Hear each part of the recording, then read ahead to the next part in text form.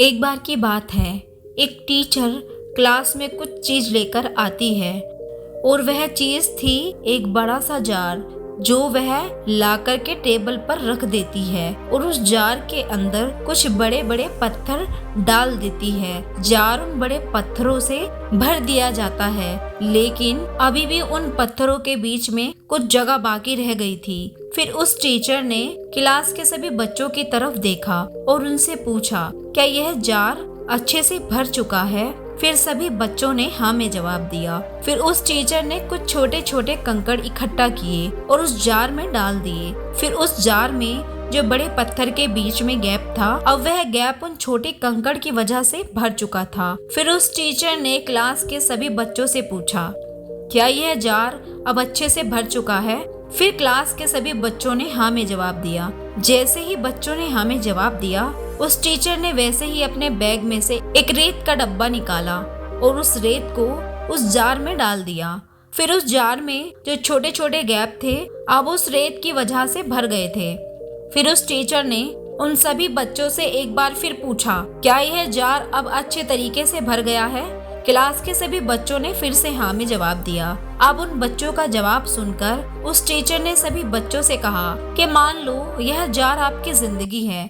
इस जार में जो बड़े बड़े पत्थर डाले गए हैं, यह आपकी जिंदगी की अहम और कीमती चीजें हैं, जैसे कि आपकी फैमिली, आपका पार्टनर। आपकी यह ऐसी अनमोल चीजें हैं, और अगर आपकी जिंदगी में बाकी सब कुछ खो भी गया और सिर्फ यही चीजें बची रही, तब भी आपकी जिंदगी हमेशा खुशियों से भरी रहेगी। और जो छोटे छोटे कंकड़ हैं, वह आपकी जिंदगी की दूसरी अहम और कीमती चीजें हैं, जो आपके लिए हमेशा मायने रखेंगी।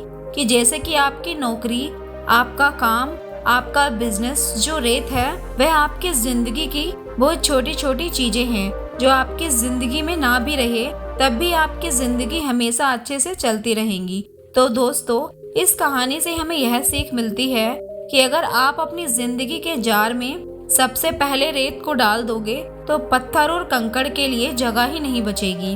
और यही सेम चीज आपकी जिंदगी में भी अप्लाई होती है। अगर आप अपना सारा टाइम और सारी एनर्जी छोटी छोटी चीजों पर खर्च करते रहोगे, और छोटी छोटी चीजों से मेरा मतलब नेगेटिव सोचने से और बेवजह के प्रॉब्लम से है। अगर ऐसे ही फालतू की चीजों पर आप अपना टाइम बर्बाद करोगे तो आपके पास उन चीजों के लिए कभी जगह ही नहीं बचेगी जो सच में आपके लिए मायने रखती हैं। तो फालतू की चीजों पर ध्यान न देने की बजाय उन चीजों पर ध्यान दो जो सच में आपके लिए मायने रखती हैं। अपने काम पर फोकस करो। चलिए दोस्तों, कहानी यहीं तक। अगर कहानी पसंद आई हो तो कहानी को ज्यादा से ज्यादा दोस्तों में शेयर करें और चैनल को सब्सक्राइब करें। चलिए दोस्तों, मिलती हूँ अगली कहानी के साथ। अभी के लिए धन्यवाद दोस्तों।